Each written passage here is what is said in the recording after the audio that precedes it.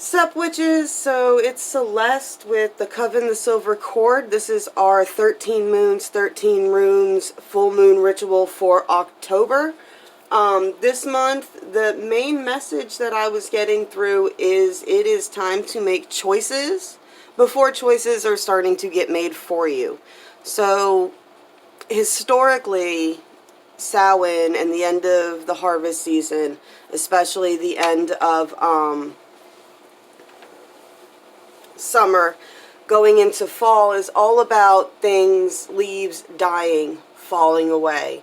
You would have great feasts where you culled your animals back and you preserved meat for the winter because it was easier to preserve meat than it was to keep all those animals alive all winter.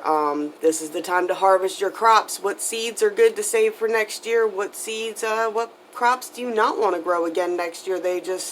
You thought you liked them, but that wasn't what you were going for, so, or whatever. Your climate doesn't allow that particular plant to grow there. What are you going to do next year? So this is all about cutting away and focusing on what it was that we did end up watering. And what seeds did you plant that did manage to keep your attention and did flourish in the environment that you set up for it. And this could be a multitude of things. I mean, this could be work related and this could be love related.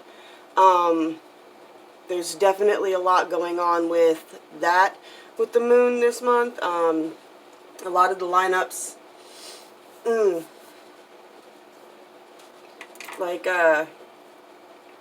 we've got the square with Pluto, which just came out of retrograde, ending that massive 2-year cycle that we were in with the planets there. So with that going like that, you're going to have a lot of very compulsive, possibly destructive behaviors that you could fall into. But we also have a trine with this moon with Jupiter, which if you take that compulsive behavior and put it towards optimistic ideals and things like that. Don't focus on people, don't focus on that. If you could focus on yourself, put this towards transforming energy and towards projects to help you evolve with yourself, and you have a lot of dynamics for luck if you can put it in that department. The moon is in Aries, but it's also in Andromeda, so that is a lot of reconnecting that can happen, or, a coming togethers that can happen, especially with relationships. So if that's what you're facing coming into this month, then what you should be focusing on is, especially if you're in any kind of love triangle or you're in a situation where someone cheated, and are you going to actually forgive and continue on those paths with that person, or are you not? This moon is a major fork in the road. You've had, since April, when all those little timelines collapsed and all those possibilities opened up for you, and you should have gotten hits and pings and things like that of different directions that you can take and all this other stuff. It's focused down now. You got 2 paths in front of you, and you can do the one path where that you can see it, and it's a cycle, and you know the cycle, but you're determined to work that cycle out for some reason, or you can turn and you can see what's around the bend. But if you make the turn, you're not going to be able to see the next step. You're going to have to finish following that curve before you're going to see exactly where your new cycle will take you. But this is the time to pick what timelines that you want to be on, because they are all settling back out now. So for this month, I went with the sheath. Well, I'm saying it wrong. But I can't pronounce it right, so it doesn't matter. The Grim Reaper's tool that you use to harvest grain is the rune that we're going with this month, and that is on a fire agate, which is all about burning away all that baggage that you've been carrying with you, and burning away what no longer serves you, and cutting cords that no longer serve you. I know it sounds so cliche to say no longer serves you, but you want to cut cords that are anchors. You can throw down a rope and try to help people out, but if they are an anchor and they're not trying to climb up that rope, it's time to start cutting some cords. We're using a white candle because white encompasses all colors, and you really want to focus on all the different levels that you are dealing with right now. You know, a lot of us, if you've been on this roller coaster with us since the beginning, you know that you're focusing on a lot of different areas. You got your spirituality, you've got your job, you got your dynamics with your friendships and stuff like that. These are all different things that you're working on balancing out. So I went with the white because that encompasses all colors, all dimensions, all levels. For the oil, I went with copal for copal and eyebright for luck and intuition, so that you can see when those lucky opportunities are coming your way and when you are on your synchronized path. For the herbs, I went with peppermint to clear away negative energy, valerian root, so that you can follow your heart in whatever it is that you're deciding to let go of and what you're deciding to go forward with, and frankincense for more luck and illumination, and frankincense is also for the planet Jupiter. The petition, I went with the spell paper that I make, and this also has the symbol on it of the sheath for cutting away. On here, you are going to put what it is you're cutting away. This could be a bad habit. This could be a toxic connection. This could be anything that you're really trying to cut out of your life. But if you do, you need to genuinely cut it out. If you're cutting out a person and cutting a cord to a person, you can't keep stalking them. I know technology makes that so easy, and you can pretty much train your phone to do it for you if you do it too long. So just be mindful of that. If you want to genuinely cut a cord from someone, you can't keep peeking at them all the time. You're feeding the connection. Same thing goes for your friends. You can't have your friends peeking on them either. That's not going to cut any cords or cut any connections. Alright? If this is about forgiveness, and you're forgiving a cheating spouse, or you're doing something along those lines, or you're deciding that you're going to really genuinely make another attempt at a relationship, this is the time to write down what you are really going to let go of. Because you can't carry that with you. If you're going to go into the next cycle with this person again, you're going to repeat all the same things if you carry all that with you. You can change the cycle with the person that you're with sometimes if they're willing to do it with you, but you have to genuinely let that stuff go. Alright, and I think that was everything. Yep. Okay, so light your charcoal, let it light up. Remember, you need a mound of dirt or salt or something in the bottom of that. Fire safety, I have a fire extinguisher under my desk. So we're going to go ahead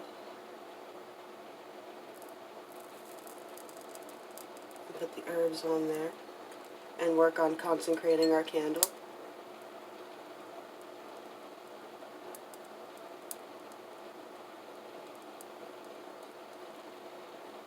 Oh, look at me spaz.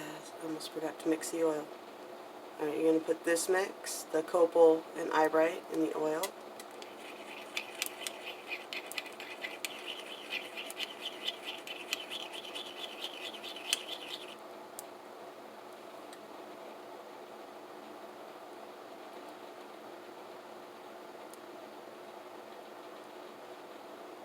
Root to tip.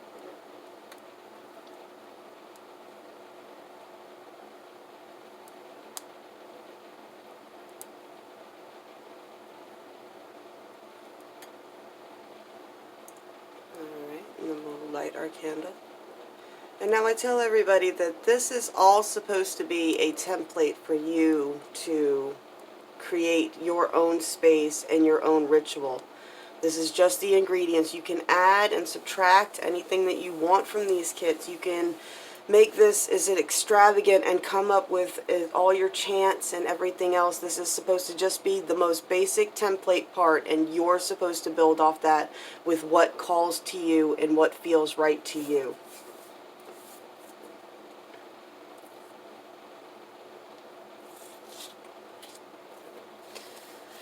Alright.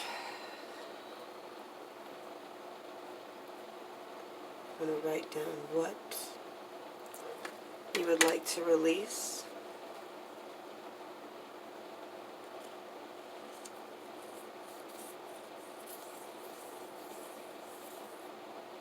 Bless it, the oil. Sprinkle it with the herbs.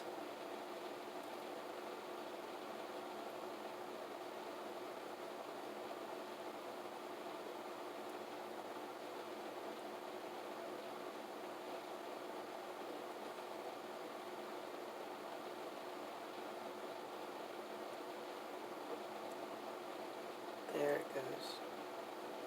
Seal it in with the wax.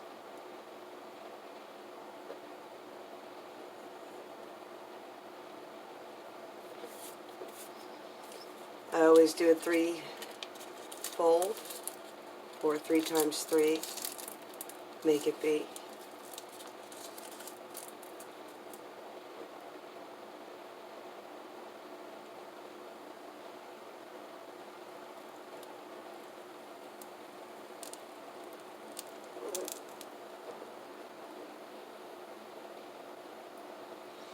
Alright, and as always at the end of these rituals, I always suggest that you sit and you visualize with your candles.